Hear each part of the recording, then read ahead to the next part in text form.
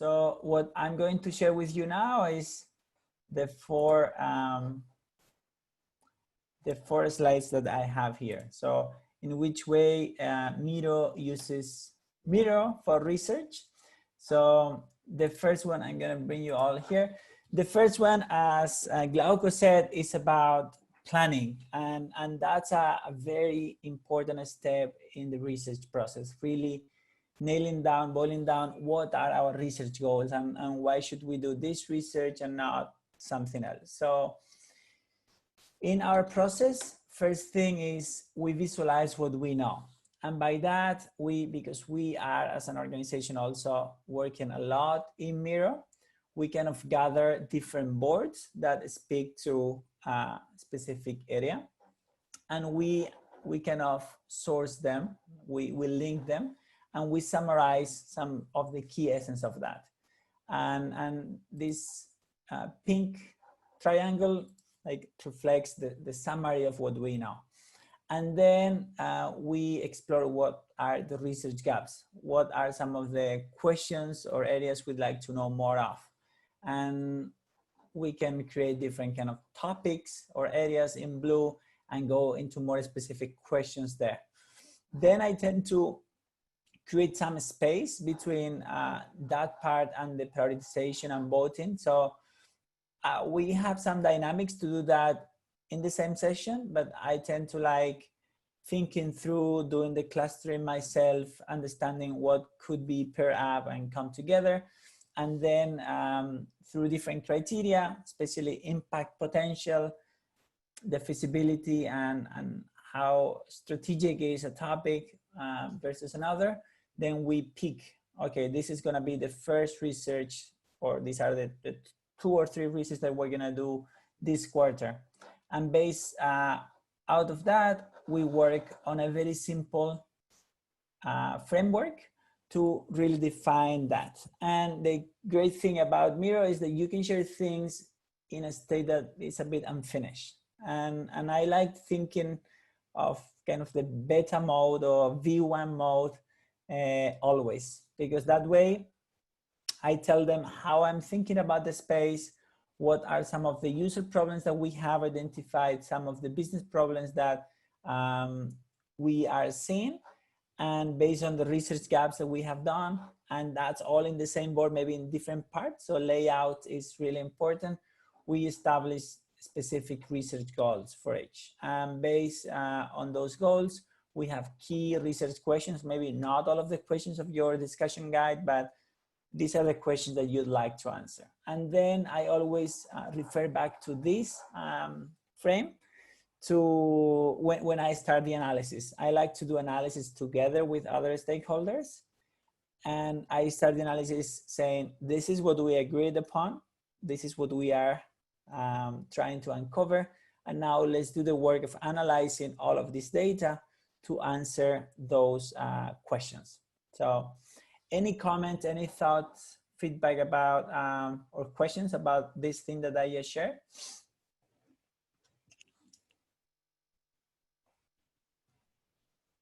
Yes, Eduardo. Do you guys leave the documentation all in Miro, or do you paste these boards to cut some kind of presentation where other stakeholders can take a look at it, or everybody just look at the whole process in Miro? Great question. We use Miro as a presentation ready tool, which also invites people to move things, and we embrace that kind of chaos. We have Confluence for processes and things that are a bit more kind of formalized and more static, but we like to refer to the whole process in here, even when, and I'll keep sharing more about the process because I picked my first research project at Miro as a reference to walk you through all of this. But in general, if I have good headers, and I normally don't keep these headers, but because when you are a bit zoom out, you don't see the headers that well. So I create bigger headers that speak about research goals, and then kind of data gathering, and then synthesis, and then whenever necessary, I duplicate things, but I leave the content right there. And then we're working on different ways of insights repository, and I haven't nailed that down yet, but I can tell you what we're doing after. Okay, so moving forward, Miro to take notes. So we already have clarity about our research goals, and we have defined later what methods are we going to use, who to talk to. I like to have also an open questions, things that are kind of blocking the research from getting started, but now the research starts. And I like using a template that I can share with you after the call. It looks like this, very colorful, to ask the observers of my sessions to take notes. And to take notes, I say visual notes, because sometimes it's not just about typing the essence of what they say, kind of key behaviors, key quotes, key observations, moments where they didn't feel that comfortable during the session, but also to kind of connect it. So you start right away, because some part of the sessions are kind of repetitive or are instructions. So you take the time as an observer to tag things, to tag people, to color code, to organize, not like move things around, and you start to see something that happens visually. So in my first study, I met 9 people, and you can see here their faces, some details about their organizations, what tools they use, and how they collaborate. And then I had details that my observers took during the sessions about the different topics I covered. And you start to see here that there are comments because we tag different people. There are screenshots from WhatsApp and things that happened there. We start to color code things that were not working as expected. So it's really fruitful, and it's not just a tool to take notes, like there are plenty, but it really is. If you take notes directly in Miro, it really makes the process a lot easier of arranging it and later debriefing. So after 2 or 3 sessions, I may have a debrief session halfway through my day with my stakeholders. Hey, what should we change? Anything in the dynamic that I should go deeper into, or shall I skip this part? And then the content is right there. We don't need to compare notes or anything. It's really in front of us, and it really saves time and makes it kind of easier and more enjoyable. Comment or thought about this part, or questions? Glauco says no. Well, if anybody, just go unmute. Okay, yeah, there is someone. Eduardo, I have a question actually. So when you're taking notes from the sessions, what kind of tool do you use for recording or the video with the users? I'm using Zoom for the most part. We have a video tool here, video chat in the bottom, but so far I'm using Zoom because it's the way that we schedule sessions with participants, and we share that link with them. We record the session just like we are recording this one, and then we have the transcript if we need. So the notes are really notes that are more synthetic about concrete observations rather than, you know, a transcript or kind of what they say. Is there Sorry. a way that you connect the notes on Miro to the video parts where that note is taken? So like the time stamping? No, what I personally do is I create videos, upload them to private YouTube channel or Vimeo channel, like both work, and then copy here the link. So if I need, but that's more during the analysis, not during the note taking, that I want a video clip next to the quote, because I think that video clip may make its way to the final report. Okay, got it. Thank you. Another way that we could do this, and this is how most people, I think, outside of Miro do it, is you take notes in a spreadsheet, which I don't love, and then you can copy paste any cells, and each cell will create a different sticky. So it's very simple. If you're used to doing it that way, you can always paste and all of the stickies appear in one kind of block. Okay, so if we have taken the notes directly in Miro, or if we're taking it elsewhere and then we paste them, it's key. And I think there is no tool like an infinite canvas to do the analysis. And secret sauces that maybe are not that common, I'm gonna type it here, is using the search feature, because you can search for themes that you anticipate. So for example, if there are some complications in the interface and they refer or are connected to a particular word, you can simply go into the search bar on the top, you type that word. In this case, for example, I can type search, and then I see everywhere that search appears. In this case, search is included in the word research, and that's why I have so many. And then I could filter or just select the ones that I want with the shift, and then I move them to one part of the board. So that really helps to make the clustering really fast.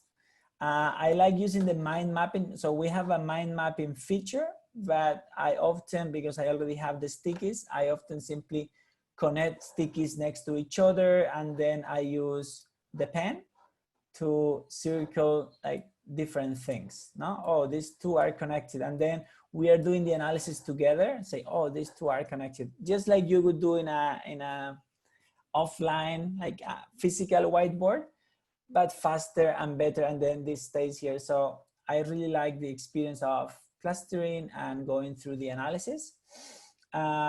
All of this is kind of, you come up with your own template, but if you already know what you want to build, there are wonderful templates that can save a lot of time to you and your team. So I picked, for example, this one by Stephanie Walter, and it's user journey map.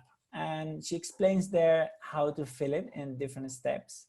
And if you click in the link, you see that there are hundreds of templates for different things. And you can even share your own template if you came up, for example, with the matrix that Glauco explained. If we don't have such a matrix, then you can really share it in the Miroverse platform, and then more people benefit from your process to do it kind of faster, more structure. I think this, the templates bring a lot of structure, and it's not only a time savior, but also kind of assurance and visibility of the process. This is what we are doing, and this is why this is step one, step two, and here is where we're moving.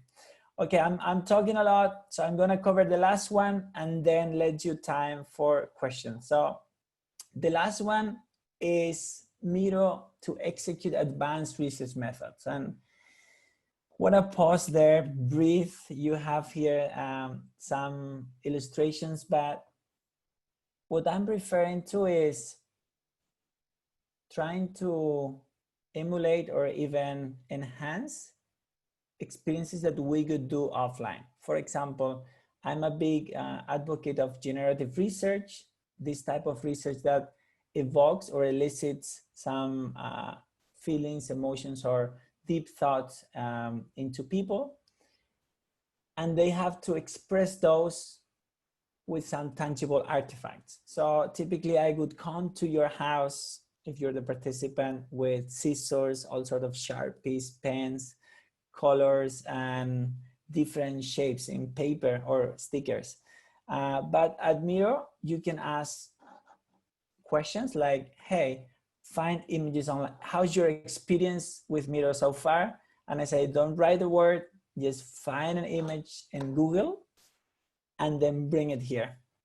So I get to learn fantastic and wonderful things. And this is something very kind of tangible and straightforward, but you can elicit a lot deeper reflections and thoughts in people.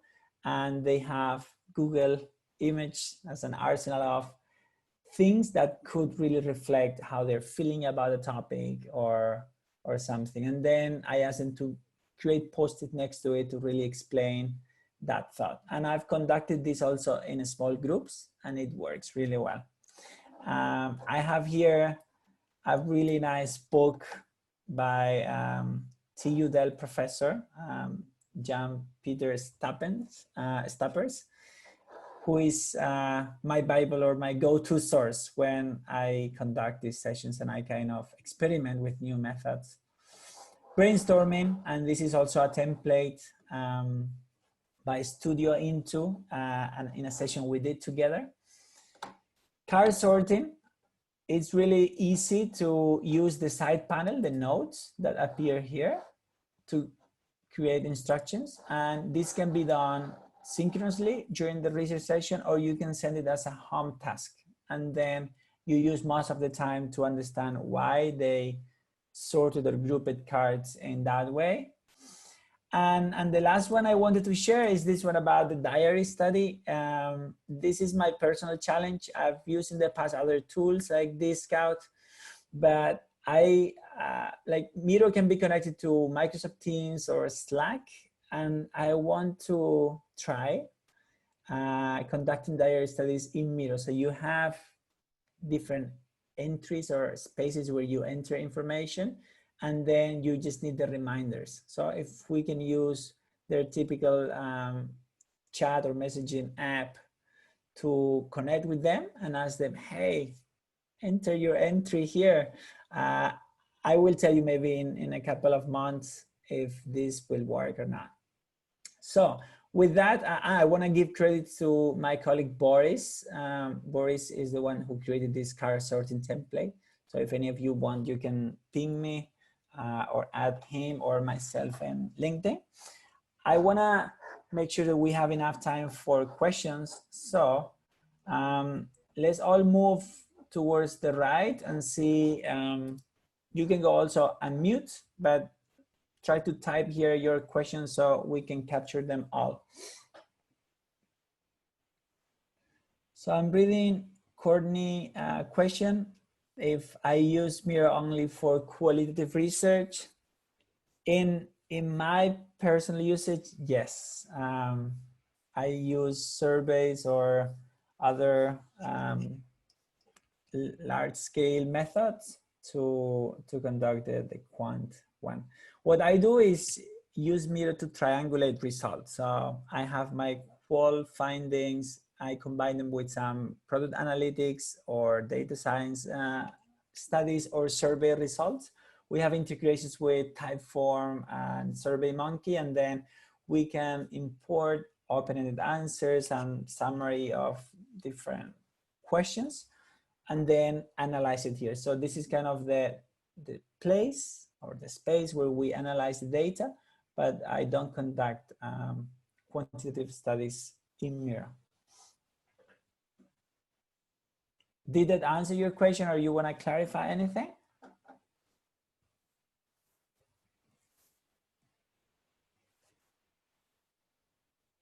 Okay, Glauco gave another question here. Do you feel that sometimes it's hard to make stakeholders keep focus in the Miro board? Yeah, I have experimented with also turning cameras off. So now I'm seeing you smiling, but maybe if you had the camera off, I don't know where you're at. But if it's a creative session or one where many people contribute, it's not just presenting, it also works having no cameras, and hope that they are making the best use of the time.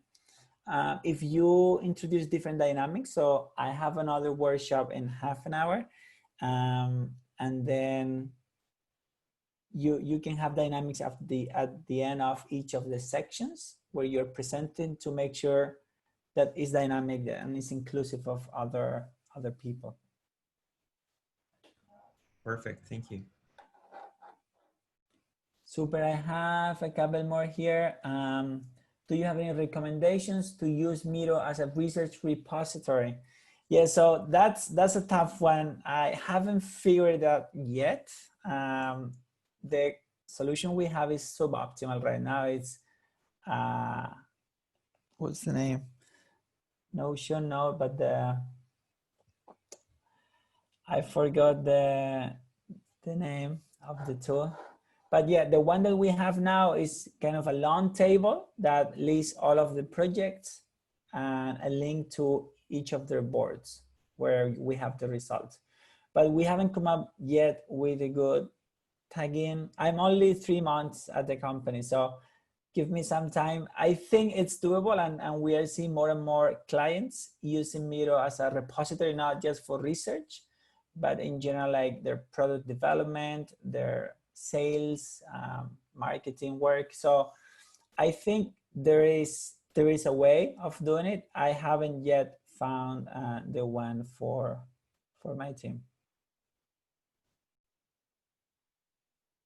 Any kind of last lingering question? I think we are at time, but I'm happy to stay here a bit longer. I welcome all of you to add me on LinkedIn. So next to my picture, you have there my LinkedIn. We can stay connected. Maybe you want to share some last reflections, if not a question, like reflections about something you found useful today.